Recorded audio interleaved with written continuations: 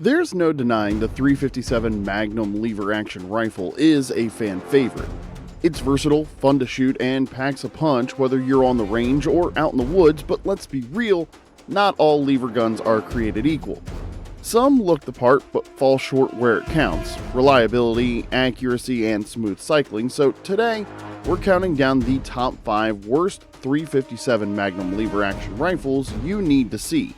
Not to hate, of course, but to help you dodge a pricey mistake, so let's get into it with number 5, the Rossi R92 357 Magnum. Coming in at number 5 is the Rossi R92, a rifle with potential but too many rough edges for some shooters to overlook. Now, on paper, this thing looks solid. Based on the classic Winchester 1892 design, it offers stainless or blued finishes, nice wood furniture, and it's budget friendly. But here's the problem: out of the box, the action can feel like you're dragging it through gravel. Feed issues with 38 Special are common, and it's not unusual to hear about stovepipes or misfeeds with lighter loads. And that's a deal breaker when you're expecting that legendary lever action reliability. Some folks will say just slick it up, do a spring kit and polish it, and sure, you can do that, but should you have to? When you're buying a new gun, it should work, period. The other thing to watch for is inconsistent quality control. Some shooters get a gem, others get a lemon. That gamble might be fine at the range, but not in the field, where you need your gear to work every time. The sights are also a bit lackluster and often need replacing for serious shooting.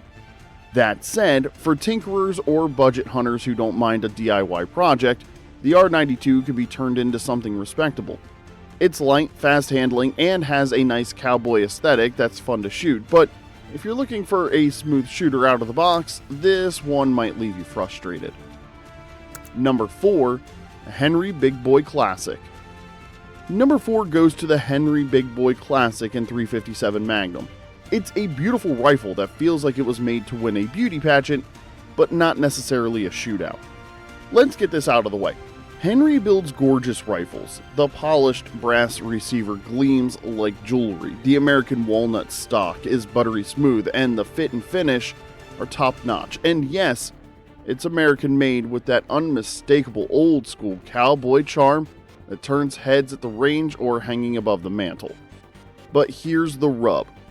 It's heavy, like 8.68 pounds heavy. For a 357 Magnum lever gun, that's just overkill. Most rifles in this class are a full pound or more lighter, so if you're planning to carry it for hours in the field or use it as a saddle rifle, that weight turns from charming to downright punishing. But that's not the only knock. It lacks a side-loading gate, relying solely on the underbarrel tube magazine. That means if you need to top off rounds quickly, you're stuck pulling the inner tube out, loading one round at a time, and sliding it all back in. That's not ideal when you're in a hurry or dealing with gloves in cold weather. And yes, while it shoots well, smooth cycling, low recoil, and decent accuracy out to 100 yards, it still feels like a range queen rather than a working man's tool. It's a gun that wants to be admired more than it wants to get its hands dirty.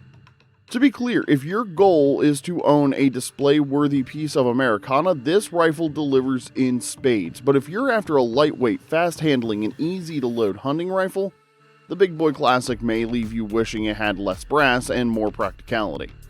And the bottom line is this: it's beautiful but functionally limited for serious field use.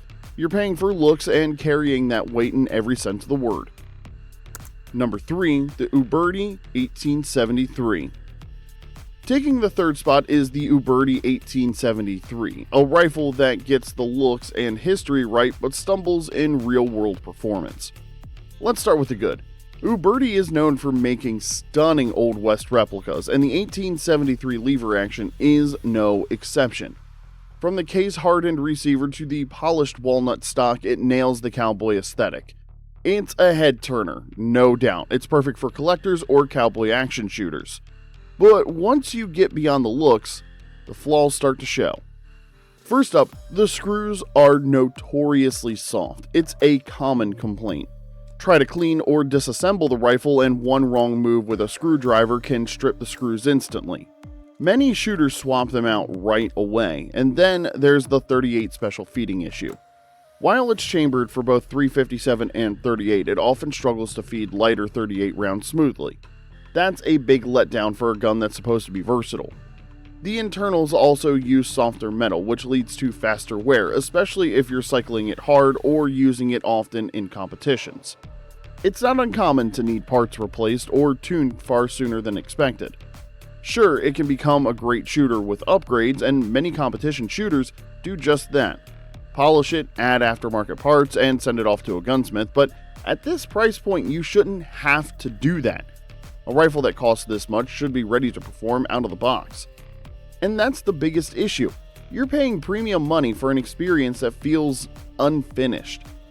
While it's historically accurate and beautiful, it's not practical for someone who wants consistent performance without extra effort.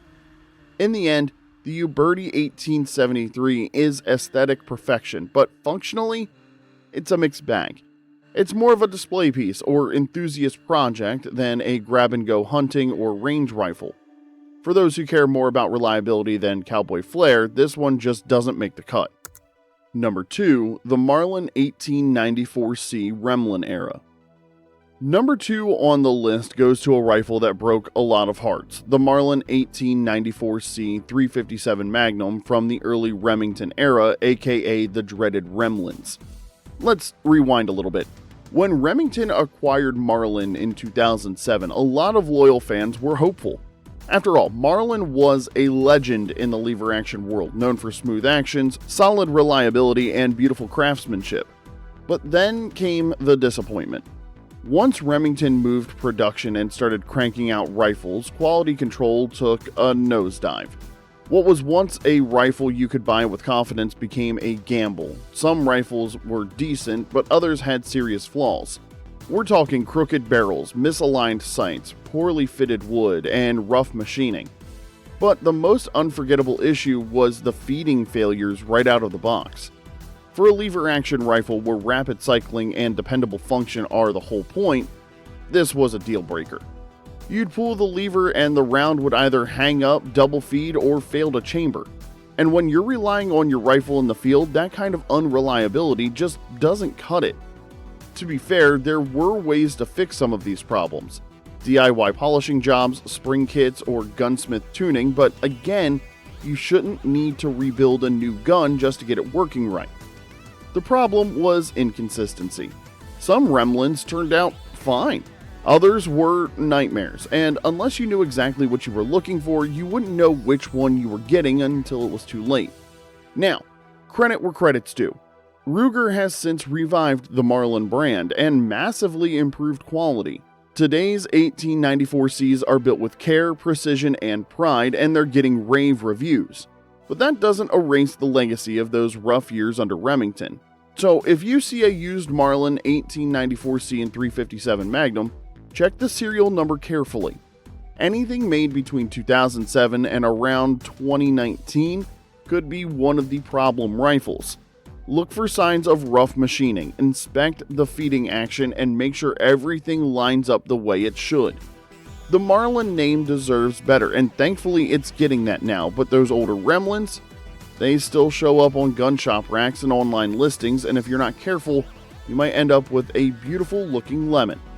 In short, this rifle was a cautionary tale, a reminder that even a legendary name can stumble when it falls into the wrong hands. Number 1, the Winchester Model 94AE and 357 Magnum. And at number 1, we have the Winchester Model 94AE and 357 Magnum, a name that carries a ton of history and respect. A platform that's been a classic for well over a century, but when it comes to shooting 357 Magnum, this one's a classic letdown. The Model 94 was originally designed back in the 1890s for longer rifle cartridges. Think 30-30 Winchester, not the short, fat pistol-style rounds like the 357 Magnum. So when Winchester decided to chamber the 94AE for the 357 Magnum, they were working with a platform not quite made for that cartridge, and that shows in the handling. Feeding issues are the biggest complaint. The shorter 357 cartridge doesn't feed as smoothly or naturally through the action as it does in rifles designed around pistol rounds, like the Marlin 1894 or Rossi 92. You get frequent hang-ups, misfeeds, and the cycling just feels awkward and sticky. It's not the slick, fast lever action experience you want from a 357 Magnum rifle. Then there's the angle eject design of the 94AE. While it's modern and sleek, it doesn't exactly help when mounting optics. Scopes feel clunky to fit, and the awkward ejection angle means cycling the action fast gets, well, sluggish. It's like the rifle was trying to be modern, but ended up compromising the classic performance that made the 94 famous. Accuracy is decent, but if you're used to the tight groups from a good Marlin 1894 and 357, this Winchester might leave you scratching your head. It just doesn't ring out the best from the 357 Magnum round like other rifles do. Another factor that frustrates many shooters is the weight and balance. The 94AE tends to feel a bit front heavy and bulky, making quick handling and fast follow-up shots tougher, something you want in a lever gun chambered for a fast, versatile round like the 357 Magnum. To be fair, it's not a terrible rifle. The build quality is solid, and the 94 series has a loyal fan base for good reason, but when you stack it up against other 357 Magnum lever guns, this one just doesn't keep up. That's why the Winchester model 94AE and 357 Magnum earns the top spot as the worst 357 Magnum lever action rifle you need to see and probably avoid if you want smooth, reliable, and accurate performance. So, there you have it. That's 5 lever action rifles chambered in 357 Magnum that haven't exactly earned glowing reviews. Some are fixable, others maybe not worth the hassle. But here's the bottom line. Not every lever gun is a slam dunk, and if you're spending your hard-earned cash, you deserve to know what you're getting into. Do you have any experience with these rifles? Do you love them or hate them? Let us know in the comments section below, and if you enjoyed this video, make sure to hit that like button and subscribe. That way we can keep delivering deep dives on firearms that actually deliver. Thanks for watching. We'll see you next time.